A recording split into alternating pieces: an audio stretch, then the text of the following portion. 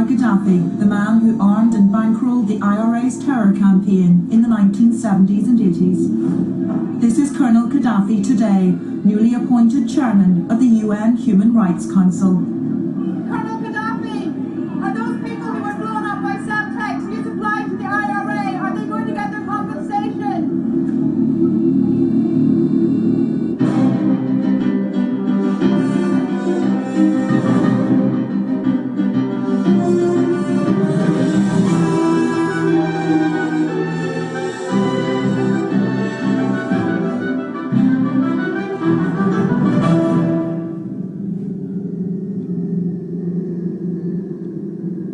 This is South Armagh victims campaigner Willie Fraser. For 10 years he's led the campaign to hold Colonel Gaddafi to account for his support of the IRA. Gaddafi will be held accountable. No surrender! No surrender! No surrender! Tonight we tell the exclusive inside story of the victims' battle for justice. The only way that we can hit Libya and try and stop this from happening again is to hit them with compensation for victims. And the Lockerbie bomber, Abdul Basit al-Megrahi, is now a free man. Why the government's decision to release a Libyan bomber from a Scottish prison suddenly thrust the IRA's forgotten victims into the limelight.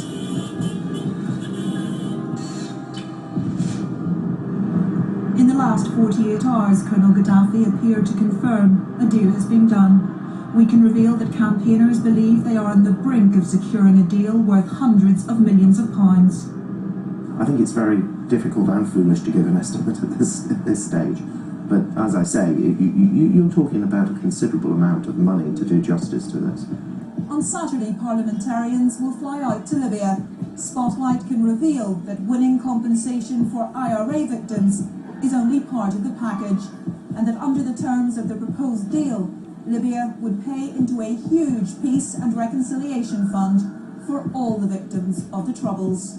I think the Libyans, prompted by our own government, are now seeing that, well, actually, maybe we should be making a contribution, a financial contribution, towards healing and reconciliation in Northern Ireland.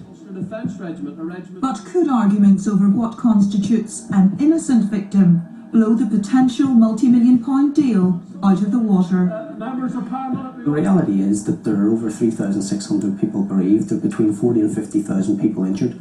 They all are victims. There's no such thing as an innocent victim.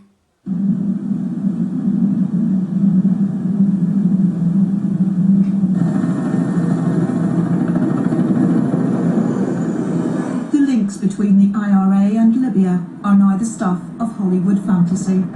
The Brits are tearing apart Belfast for the IRA, and their American money are denying the hit so loud.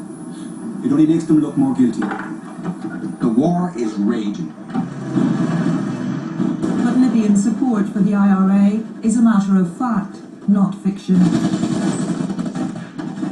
The cause of Ireland is a just cause, and we support this just cause. In the course of the Troubles, Libya supplied the IRA with hundreds of tons of guns and explosives.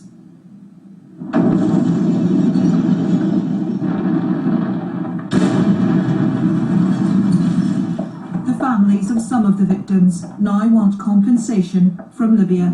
Good seeing you. Willie Fraser is one of those whose family has suffered more than most at the hands of the IRA. I had no childhood when I was growing up. From I was probably 10 or 11 years of age, I can remember our home being attacked with bombs, with patter bombs, our house being shot at. I've had my father murdered, my two uncles murdered, my two cousins murdered. I've had two brothers that tried to kill one on 4 occasions. I've been shot at myself, I've been blew up. I've had 6 of my mates murdered. Right, you put him through there. 15 years on from the IRA ceasefire, Willie Fraser says families in South Armagh are still picking up the pieces of lives shattered by paramilitaries.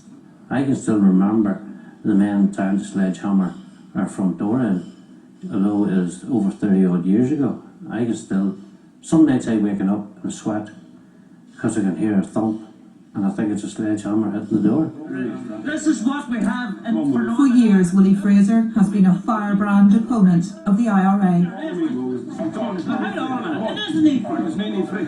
You tell me who gave the orders to this. Who gave the orders to this? I don't know. Come on. Was it the IRA? A long-time champion of the rights of the IRA's victims. You think you're intimidating me? What? Don't friend. Just stop it, will you? In 1999, Willie Fraser helped set up an organisation called FAIR, Families Acting for Innocent Relatives, the word innocent being included to distinguish between those they saw as victims and perpetrators. One of those in the group is Manya Dickinson. Her father Ken, a building contractor from Kilkeel, was blown up by an undercar bomb just yards from the family home. Manya was on a school hockey trip to Scotland when news came through of her father's death. Everybody around me, all my hockey team, started to cry. And every single one of them, when they were phoning home, started to cry. And I didn't know why, and I couldn't get through to Mum on the phone because it was constantly engaged. And I know now she had it off the hook in case I did get through because she didn't want to tell me over the phone. And Mum just met me at the bottom of the boat and she said, bad men, Manya, bad men have got your daddy. And I didn't know exactly what it meant, but I was just totally and utterly devastated. The Samtax that killed Ken Graham came from Libya. My dad never got to see me get married or my sister graduate from school, from high school or from college, or never see. The main thing is my children are never going to know him, and that's hard for me because I was very close to my dad. And I know he'd love them to pieces and he would be so proud of them. The bombing of Tripoli in 1986 led to a massive increase in Libyan support for the IRA. The raid, in which 80 people died, including Gaddafi's adopted daughter, was launched by American jets from British bases. That reinforced Gaddafi's determination to use the IRA to hit back at Britain.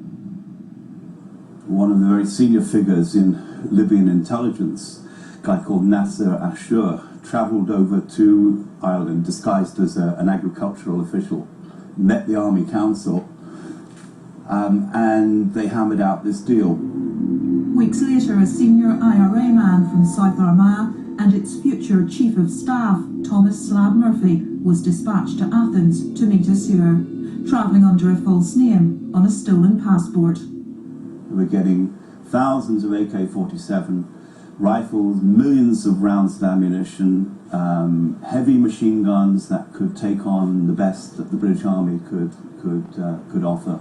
And most of all, of course, was Semtex explosives.